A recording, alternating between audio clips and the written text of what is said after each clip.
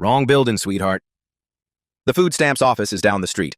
Officer Marcus Kane's words cut through the federal courthouse lobby as Sarah Washington approached the security checkpoint in her professional suit. Sarah pulled out her visitor's pass. "I have business here." Kane scoffed. "What business? Baby daddy locked up again?" "I'm here for a court proceeding, officer." "Sure you are." Kane's voice turned nasty. "People like you don't belong in real courtrooms." Sarah remained calm. "People like me?" "Don't play dumb." Kane stepped closer, his contempt obvious. "This isn't some ghetto drama show." Before Sarah could respond, Kane's hand cracked across her face. Her visitor's pass scattered to the floor. "Keep your fake papers and get out." Sarah touched her cheek, her eyes locked on Kane's badge. She slowly collected her documents while bystanders stared in shock. "Officer Kane," she said quietly, reading his nameplate. "I won't forget. Have you ever been completely underestimated because of how others saw you?" 2 weeks later, the federal courtroom buzzed with tension as the civil rights lawsuit, Washington versus Kane, began. Marcus Kane sat at the defendant's table, his lawyer whispering final instructions. This was his chance to control the narrative. Kane took the witness stand with the confidence of a man who'd never faced real consequences. 20 years of getting away with things had taught him that the system would protect him. His lawyer, a sharp-dressed man named Peterson, began the questioning. "Officer Kane, please tell the court what happened on the morning of March 15th. Kane straightened his tie and looked directly at the jury. "I was performing my assigned duties at the courthouse security checkpoint when I observed a suspicious individual attempting to bypass standard protocols. Can you describe this individual's behavior?" "The defendant was acting aggressively from the moment she approached my station. She refused to follow basic security procedures and became hostile when I attempted to verify her credentials." Sarah sat at the plaintiff's table, representing herself. She made notes but showed no emotion as Kane continued his fabricated version of events. "When I asked to examine her documentation, she became physically aggressive. She advanced toward me in a threatening manner, forcing me to respond according to my defensive training protocols." Peterson nodded sympathetically. "And what did this defensive response entail?" "I was forced to restrain the individual when she became a clear threat to courthouse security. Everything I did was within departmental guidelines for threat assessment and public safety." The prosecutor, a young woman named Martinez who was assisting Sarah's case, objected. "Your Honor, the defendant is characterizing assault as restraint. Sustained. The witness will stick to factual descriptions of his actions." Kane's jaw tightened. "I made minimal physical contact to neutralize what I perceived as an imminent threat to myself and courthouse personnel." "Officer Kane," Peterson continued, "in your 20 years of service, have you ever been accused of inappropriate conduct?" "Never. My record is spotless. I've received commendations for my dedication to public safety and professional conduct. I've protected this courthouse from genuine threats for 2 decades. Kane's voice grew more confident. What happened that day was a textbook example of proper security protocol. The individual was attempting to gain unauthorized access using suspicious documentation. When confronted, she became belligerent and aggressive. Can you elaborate on the suspicious nature of her documentation? The papers appeared hastily prepared, possibly forged. In my experience, genuine court documents have specific security features that were absent from her materials. Sarah's pen stopped moving. She looked up at Kane with an expression of quiet disbelief. Kane continued his performance. I've seen every type of fake credential imaginable. Drug dealers, gang members, people trying to smuggle contraband into the courthouse. This individual fit the profile perfectly. What profile is that, Officer Kane? Someone with no legitimate business in a federal courthouse attempting to gain access through deception and intimidation. Martinez stood again. Objection. The witness is making character assumptions without foundation. Overruled. The witness may describe his professional assessment. Kane smiled slightly. My professional assessment was that this individual posed a potential security risk. Her demeanor, her confrontational attitude, and her suspicious documentation all raised red flags. Did you attempt to de-escalate the situation? Absolutely. I repeatedly asked her to comply with standard procedures. I explained courthouse policies calmly and professionally. She refused to cooperate at every turn. Kane was hitting his stride now, embellishing his story with practiced ease. When she began advancing aggressively toward the security station, I had to make a split-second decision to protect myself and others. In your training, how are officers instructed to handle such situations? We're taught to use the minimum force necessary to neutralize a threat. That's exactly what I did. I used a standard defensive technique to create distance and prevent further escalation. Kane's body language radiated confidence. He'd told similar stories before review boards, and they'd always accepted his version of events. Officer Kane, was there any racial motivation in your actions that day? Absolutely not. I treat every person who enters this courthouse with equal professionalism regardless of their background. I've been protecting people of all races and ethnicities for 20 years. Kane looked directly at Sarah. If this individual had been white, Asian, Hispanic, or any other ethnicity, my response would have been identical. I assess threats based on behavior, not appearance. The lie came so easily that Kane almost believed it himself.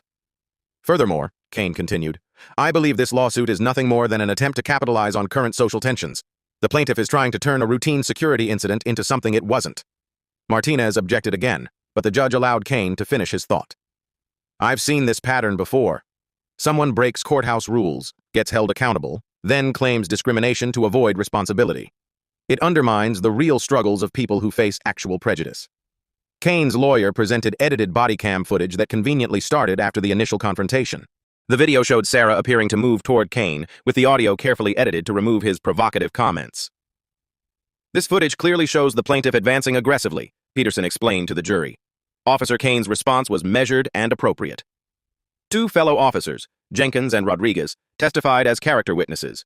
They praised Kane's professionalism and dedication, describing him as a mentor and role model. Marcus has always treated everyone fairly, Jenkins testified. He's one of the most respectful officers I've ever worked with. Rodriguez nodded in agreement. In all my years working with Officer Kane, I've never witnessed any inappropriate behavior. He goes above and beyond to help people navigate the courthouse system. Kane returned to the stand for redirect examination, his confidence now bordering on arrogance. Officer Kane, how has this false accusation affected you and your family? Kane's voice took on a wounded tone. It's been devastating. My wife and children have had to endure public scrutiny and accusations. My 20-year reputation has been unfairly tarnished by someone seeking a financial windfall. Do you regret your actions that day? I regret that this individual chose to escalate a routine security check into a confrontation. I regret that she's chosen to pursue this frivolous lawsuit instead of taking responsibility for her behavior. Kane looked at the jury with practiced sincerity. I've dedicated my career to protecting people and ensuring courthouse security. I won't apologize for doing my job professionally and effectively. As Kane stepped down from the witness stand, he felt satisfied with his performance. He'd painted Sarah as an aggressive opportunist and himself as a dedicated public servant. His edited video evidence supported his story, and his character witnesses had vouched for his integrity. Kane glanced at Sarah with barely concealed contempt. She was still taking notes, still maintaining that irritating composure. But he was confident that the jury would see through her act. After all, who were they going to believe? A respected law enforcement officer with 20 years of service, or someone who clearly didn't belong in their courtroom? The system had protected Kane before, and he was certain it would protect him again. He had no idea that his carefully constructed lies were about to crumble in ways he never imagined possible. When Sarah Washington rose to take the witness stand, the courtroom fell silent. Her movements were deliberate, graceful, carrying an authority that seemed to fill the space around her. She wore a navy blue suit that spoke of understated power, and her leather briefcase, clearly expensive and well-organized, sat prominently at the plaintiff's table. Please state your name for the record, she said, representing herself as plaintiff. Sarah Elizabeth Washington.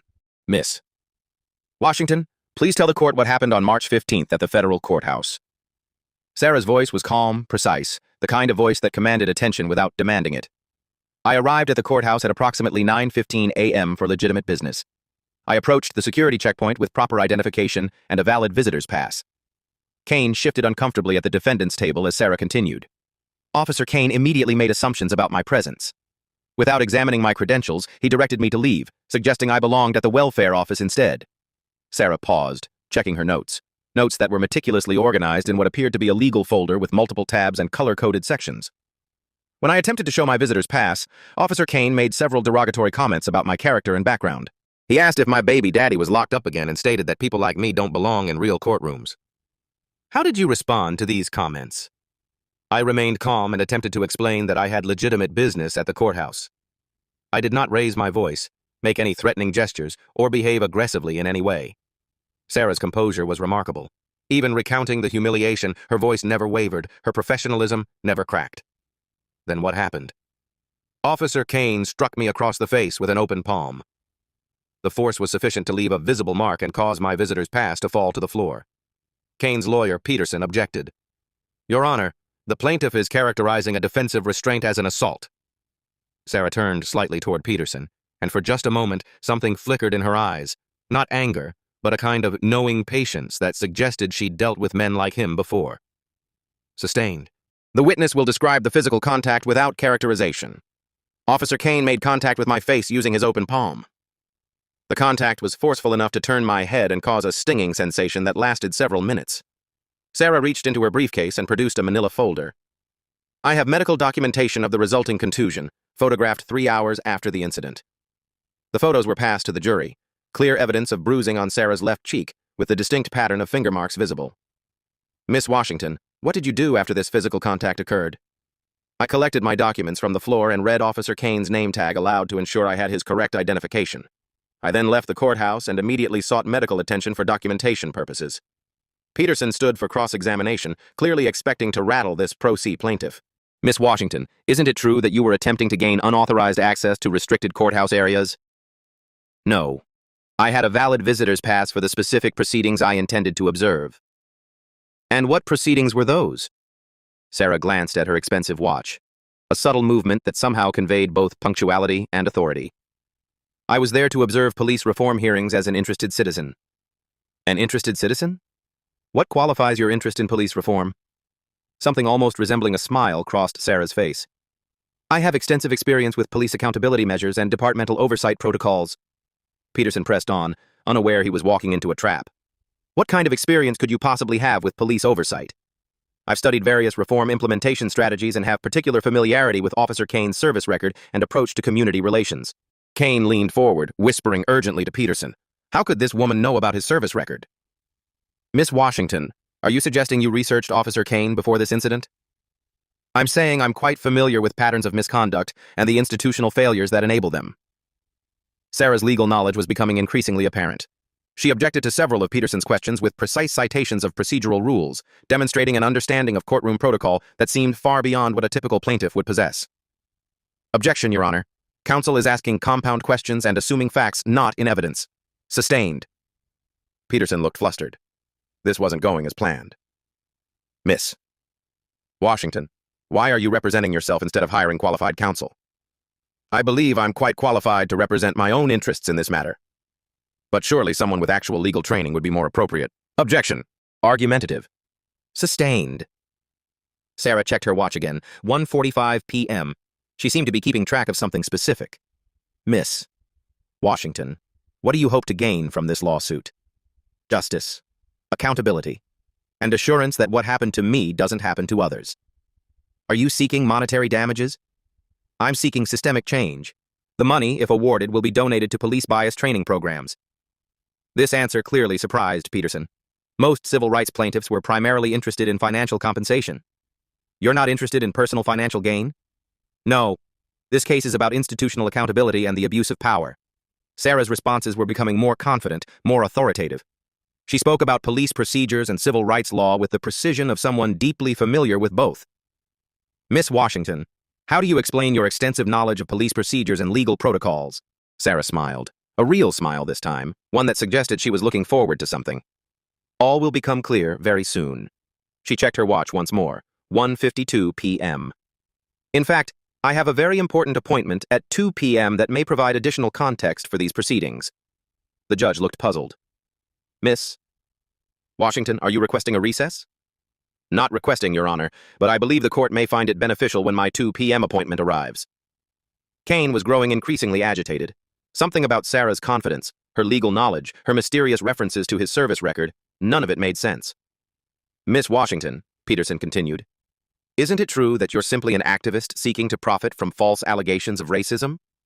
Sarah's composure never broke, but her voice carried a new edge of authority. Counselor, I think you'll find that assumption to be poorly informed. At exactly 1:58 p.m., Sarah's phone buzzed with a text message. She glanced at it, and that knowing smile returned. Your Honor, I believe my 2 p.m. appointment has arrived at the courthouse. With the court's permission, I think this individual's presence may shed considerable light on these proceedings. The courtroom stirred with curiosity. Kane shifted nervously, sensing that something was about to go very wrong for him, but having no idea what. Sarah Washington sat back in her chair, the picture of calm confidence, as if she'd been orchestrating this entire moment from the very beginning. The evening before the court hearing, Sarah Washington had found Sarah Washington in her home office, surrounded by the quiet symbols of a life dedicated to justice. The walls told a story that Marcus Kane could never have imagined. Police academy graduation photos, FBI training certificates, commendations for Detective of the Year and Community Service Excellence. A law degree from Howard University hung prominently beside photos of Sarah in various police uniforms spanning 20 years of service. But tonight, Sarah's attention was focused on a thick manila folder labeled Kane, Marcus, Personnel Review. 15 misconduct complaints spread across her desk like evidence at a crime scene. 8 of them had been dismissed without proper investigation, buried under procedural technicalities and institutional protection. Another pattern of abuse, Sarah murmured, reviewing case files that showed Kane consistently targeting people of color for additional screening that somehow never identified actual threats. Her laptop displayed a video call with Police Commissioner Reynolds, who was reviewing final preparations for tomorrow's announcement. "The timing is perfect, Sarah," Reynolds said through the screen. "The swearing-in ceremony at 2 p.m. will send a clear message about our commitment to accountability and reform." Sarah nodded, her mind already focused on the complex choreography of tomorrow's events. Kane has no idea what's coming. His arrogance will be his downfall. The office door opened and Sarah's 17-year-old daughter Maya entered with a concerned expression. She'd seen the courthouse incident video on social media, along with thousands of others who'd shared and commented on the injustice. "Mom, why are you suing that cop yourself? Why not just hire a lawyer and move on?" Sarah looked up from her files, seeing in her daughter's face the same questions that would soon be answered in the most dramatic way possible.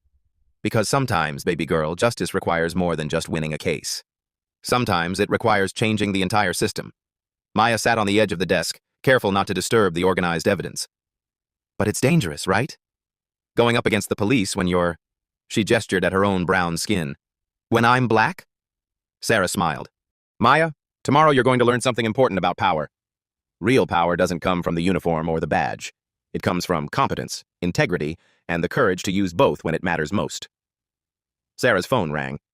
The caller ID showed Chief Johnson, retired, her mentor from her early days in law enforcement, the man who'd guided her rise through the ranks when others doubted a black woman could lead.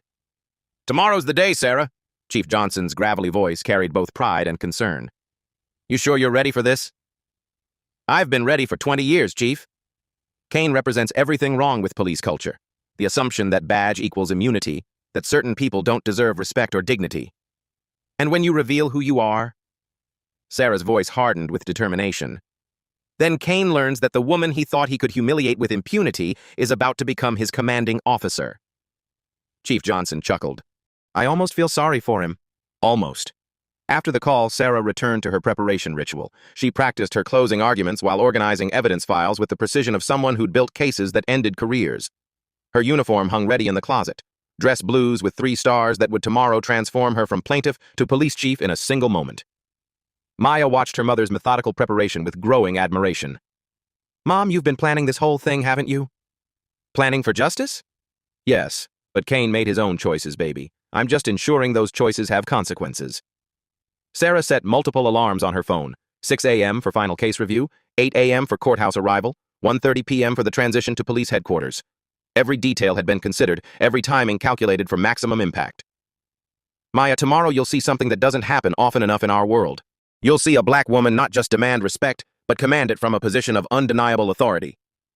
Sarah closed the Kane personnel file and placed it in her briefcase next to her speech for the swearing-in ceremony. 2 documents that would end one career and officially begin another. "What happens to Officer Kane after tomorrow?" Sarah's expression was thoughtful but resolute. "He faces the consequences of his actions. Real consequences, from someone who has the power to enforce them." As midnight approached, Sarah reviewed her timeline one final time. Court testimony in the morning, building the case methodically. Then, at exactly 2 p.m., the moment when Marcus Kane would discover that the woman he'd humiliated was about to become the most powerful person in his professional world. "Tomorrow at 2 p.m., Sarah said quietly, "everything changes." She turned off the lights in her office, but the weight of tomorrow's revelation filled the darkness. Marcus Kane had no idea that his victim was about to become his judge, jury, and commanding officer all at once. The second day of proceedings began with a shift in momentum that Kane couldn't have anticipated. Sarah's legal team, she had quietly retained counsel for evidence presentation while maintaining her pro se status for testimony, entered the courtroom carrying boxes of materials that made Kane's confidence begin to crack. Attorney Williams, a respected civil rights lawyer who'd been working behind the scenes with Sarah, approached the bench with the gravity of someone about to detonate a bomb.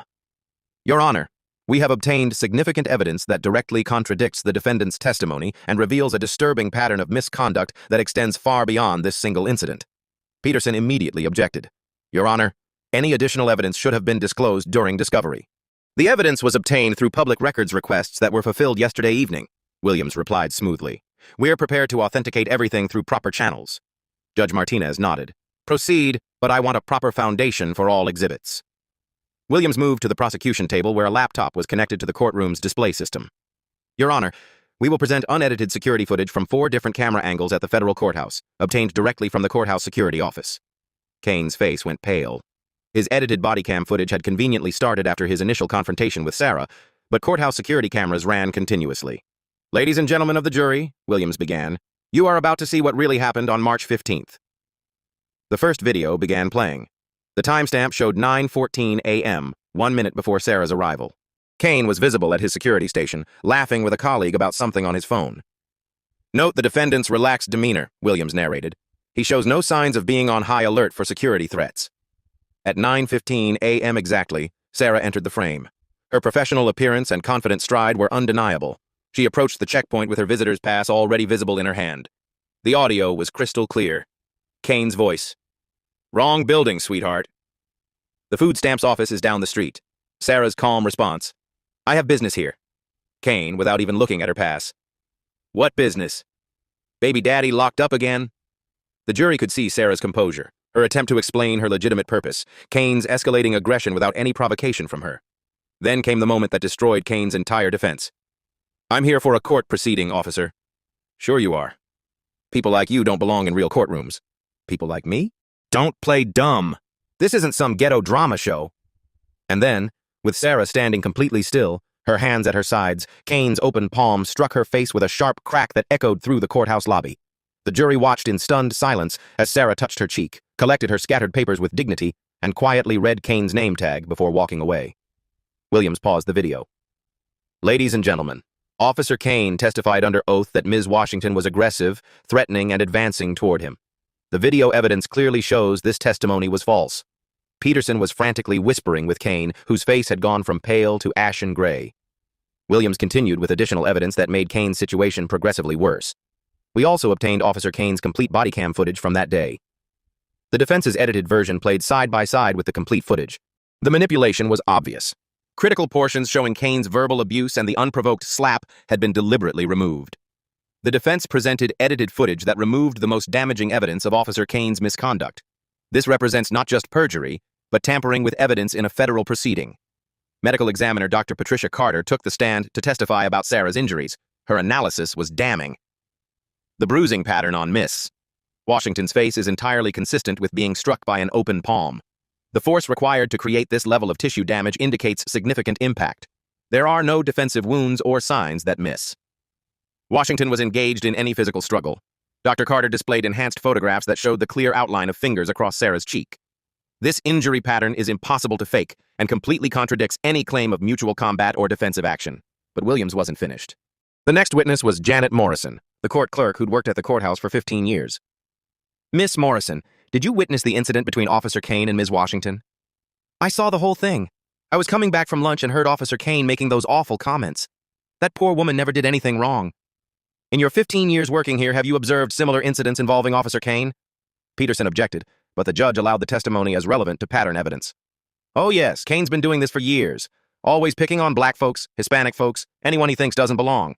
We've complained to his supervisors multiple times, but nothing ever happens.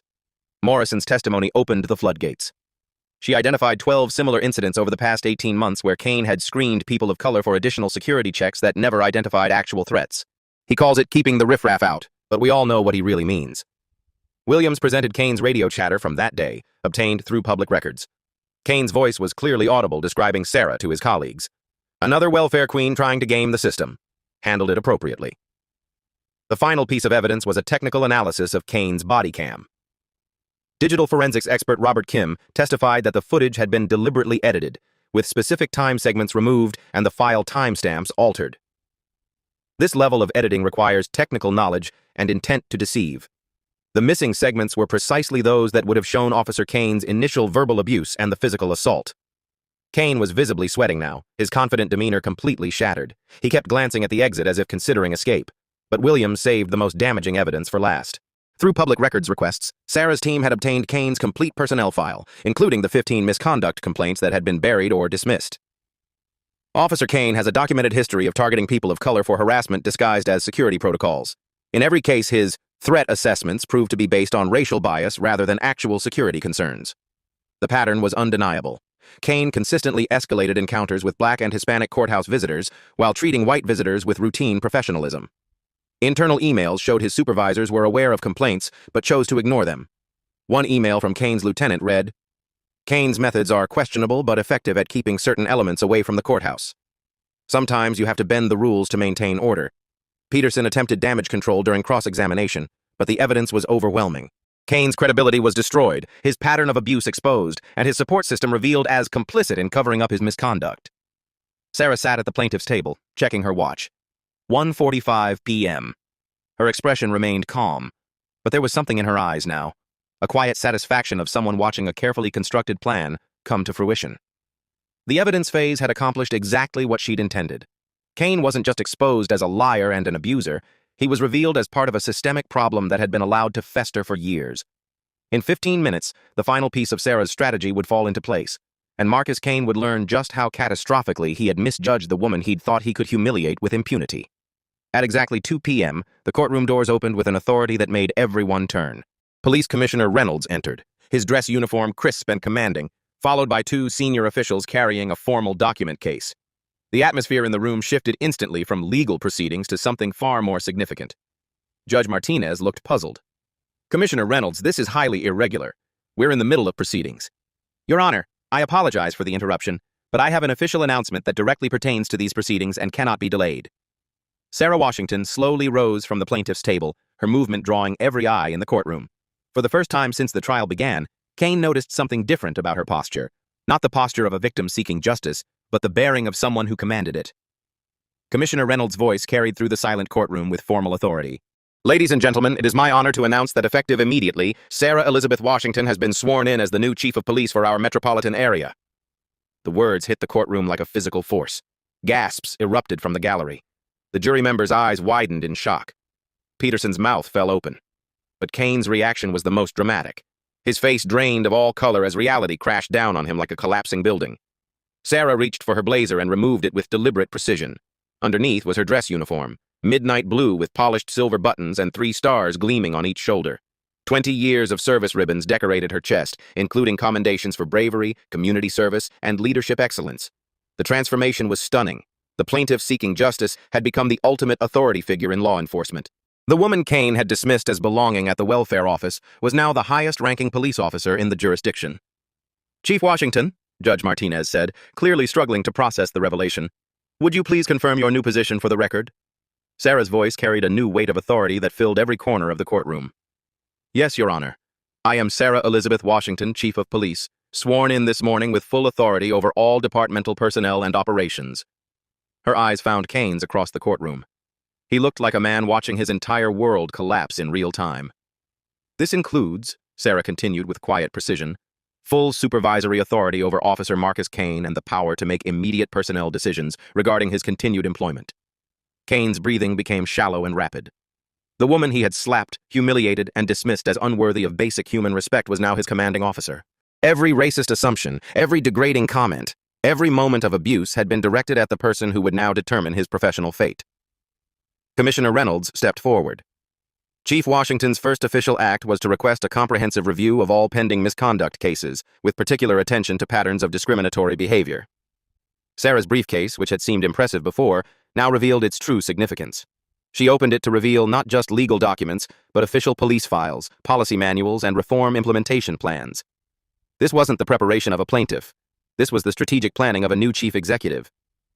"Your Honor," Sarah said, "I believe this information provides important context for understanding why Officer Kane's behavior represents not just individual misconduct, but a systemic failure that I have been brought in to address." Peterson, still reeling from the revelation, attempted to salvage something from the wreckage. "Your Honor, this is clearly a conflict of interest. The plaintiff cannot also be the defendant's supervisor." Sarah's response was swift and legally precise. "Counselor, my appointment as chief occurred after the incident in question and after this lawsuit was filed. There is no legal conflict, only accountability." Kane finally found his voice, though it came out as a strangled whisper. You planned this whole thing." Sarah turned to face him directly, her 3 stars catching the courtroom lights. "Officer Kane, I plan to seek justice for an unprovoked assault. The fact that you assaulted your future commanding officer speaks to your judgment, not my planning." The power dynamic had shifted so completely that it seemed to alter the very physics of the room. Kane, who had entered these proceedings as a confident defendant backed by 20 years of institutional protection, was now a subordinate officer facing his new chief in federal court after being exposed as a liar and an abuser. "Furthermore," Sarah continued, "effective immediately, you are suspended without pay pending the outcome of these proceedings and a comprehensive internal investigation into the pattern of misconduct revealed by today's evidence." Kane's lawyer was frantically shuffling papers, clearly unprepared for this development. The jury sat transfixed, watching a real-time demonstration of justice and accountability that none of them had ever witnessed. Sarah checked her watch one final time. 2:05 p.m. Everything had gone exactly according to plan. The woman Marcus Kane had thought he could humiliate with impunity had just revealed herself as the most powerful person in his professional world. His career, his reputation, and his future were now in the hands of the person he'd treated as less than human. Justice was about to be served by the very person Kane had wronged, and she had the authority to make it stick. With her new authority revealed, Sarah Washington approached the witness stand where Marcus Kane sat like a cornered animal. The roles had reversed so completely that the courtroom felt like a different universe from an hour earlier. Now it was Chief Washington conducting what amounted to an official investigation into her own assault. "Officer Kane," Sarah began, her voice carrying the unmistakable authority of command, "let's discuss your pattern of behavior toward people of color at the courthouse." Peterson objected weakly. "Your Honor, the plaintiff cannot interrogate the defendant."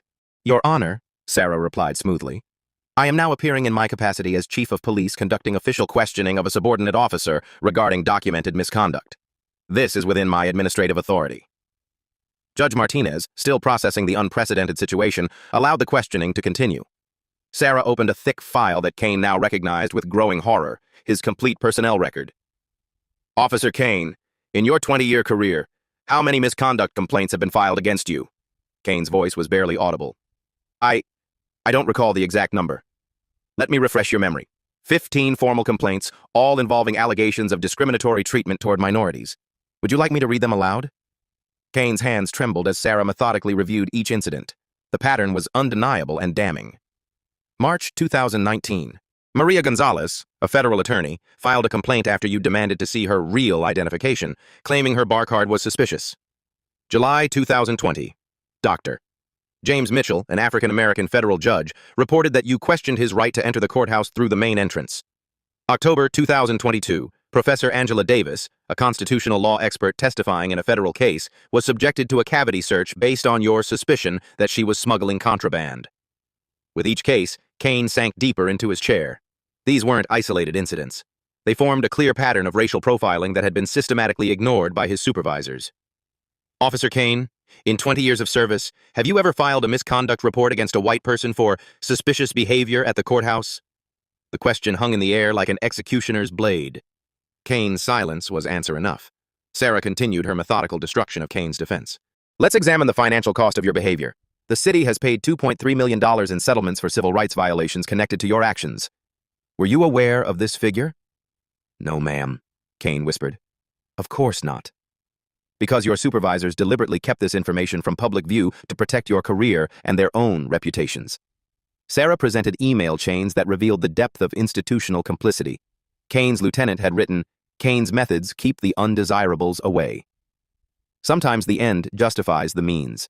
His captain had responded, "As long as no one complains, let him handle security his way."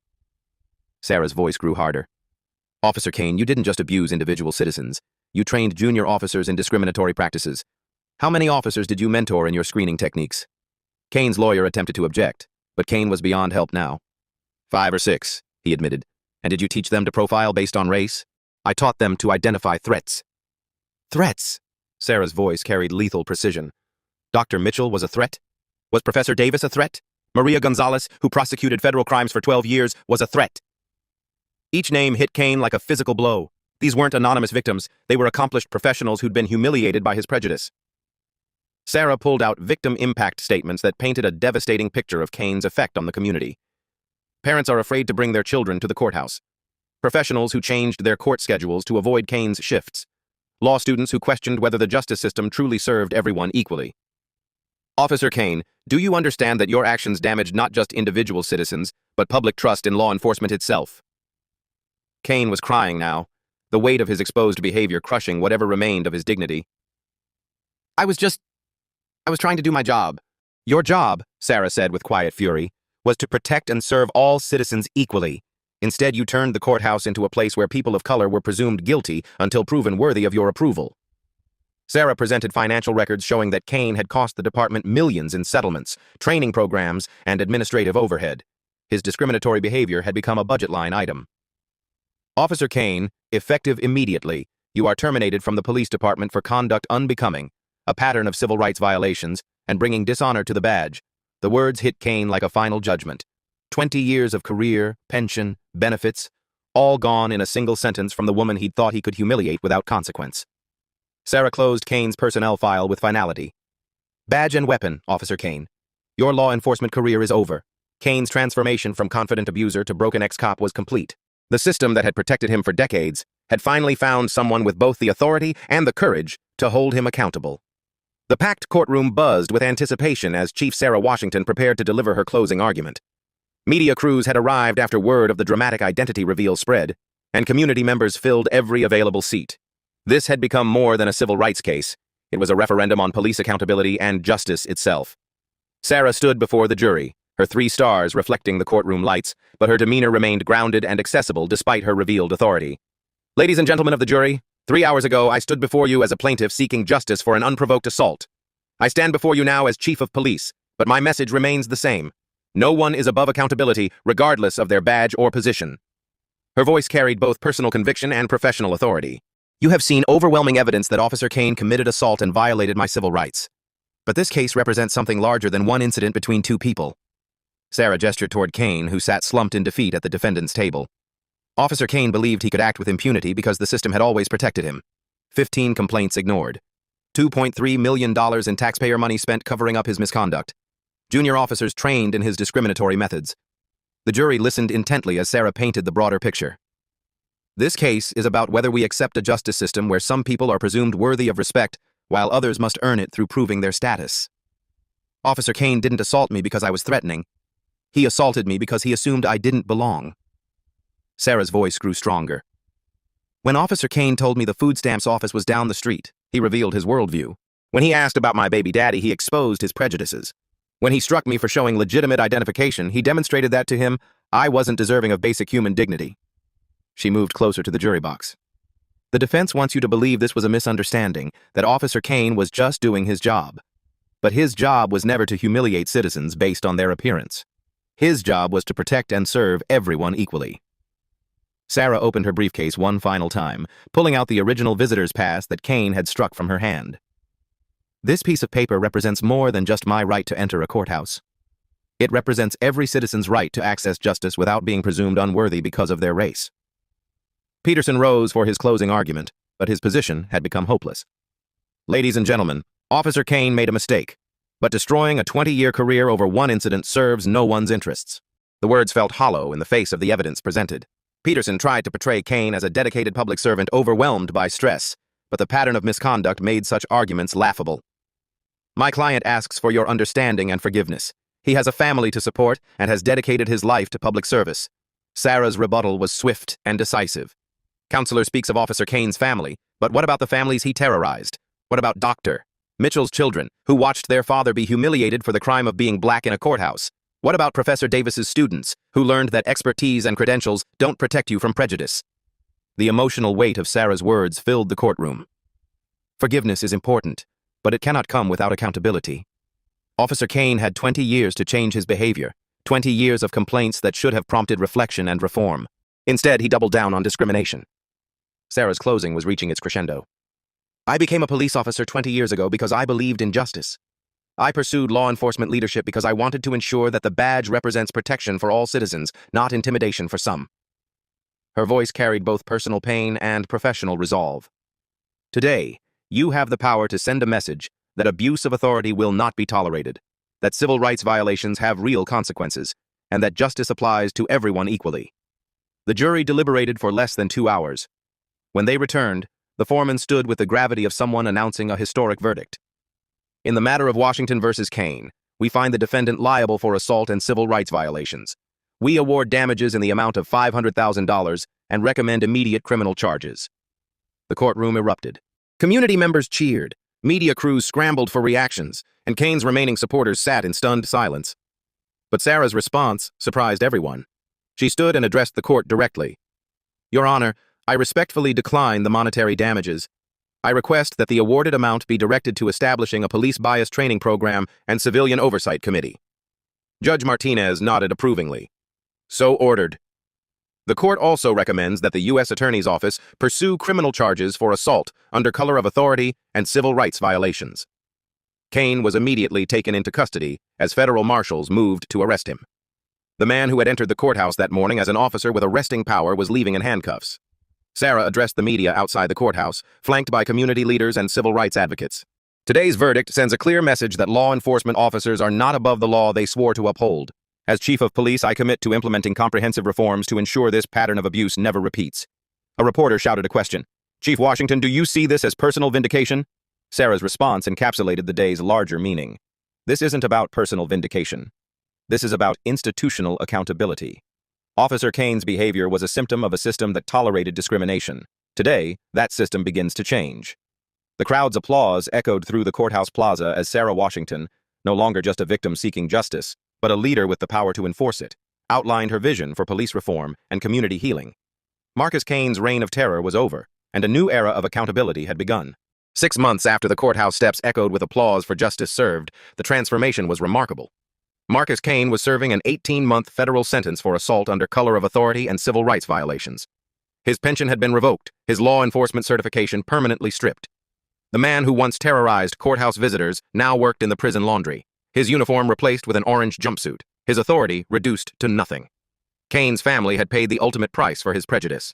His wife filed for divorce after the trial, unable to face the community shame of being married to a convicted civil rights violator. His children changed their last name and moved across the country to escape the notoriety of their father's disgrace.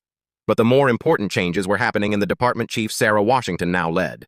Courthouse security incidents involving people of color had dropped by 78% under new protocols that emphasized dignity and respect for all visitors.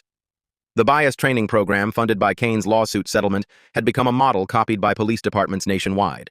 Sarah stood before the latest police academy graduating class, looking out at the most diverse group of recruits in the department's history.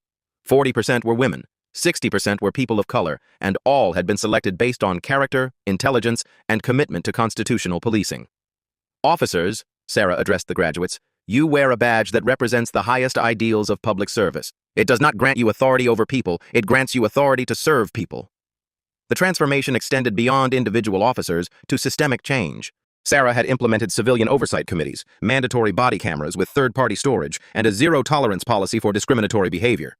3 supervisors who had enabled Kane's misconduct were terminated, sending a clear message that institutional cover-ups would no longer be tolerated. The $500,000 settlement had funded not just training programs, but also community healing initiatives. Former victims of police misconduct now participated in dialogue sessions with officers, building bridges between law enforcement and the communities they served. Maya Washington watched her mother's swearing-in ceremony with pride that extended beyond familial admiration. She was witnessing history, not just the rise of the first black female police chief in their city, but the emergence of a leader who proved that justice delayed doesn't have to mean justice denied. Sarah's story had become a symbol of hope shared millions of times across social media. The original courthouse video, now viewed with full context, served as a powerful reminder that appearances can be deceiving and that everyone deserves dignity regardless of assumptions about their status. Speaking at a national police reform conference, Sarah reflected on the journey from victim to victor to visionary. Change doesn't happen because we hope for it. Change happens because we demand it, fight for it, and refuse to accept that this is just how things are. The audience of police chiefs, community leaders, and civil rights advocates gave her a standing ovation that lasted 5 minutes. "Justice isn't just about punishment," Sarah concluded. "It's about progress. It's about ensuring that what happened to me never happens to anyone else." If this story inspired you, please share it with others who need to see that justice is possible, even when the odds seem impossible. Like this video if you believe in accountability, subscribe to our channel for more stories of courage overcoming corruption, and hit the notification bell so you never miss when ordinary people do extraordinary things. Comment below. Have you ever been underestimated because of how others saw you? How did you prove them wrong? Next week, we'll bring you another incredible story. Judge dismisses black student's case until she reveals she's Harvard Law Review editor. You won't want to miss how this brilliant young woman turned the tables on a system that tried to silence her voice. Remember, Justice may be slow, but it's worth fighting for. Stay strong, stay hopeful, and never let anyone convince you that you don't belong where you have every right to be. Reality isn't always easy to hear, but that's exactly why we tell it. At Black Voices Uncut, we go beyond the surface, showing what others won't. If you value unfiltered truth, hit like, comment your perspective, and subscribe. Every voice matters, and every truth deserves to be heard.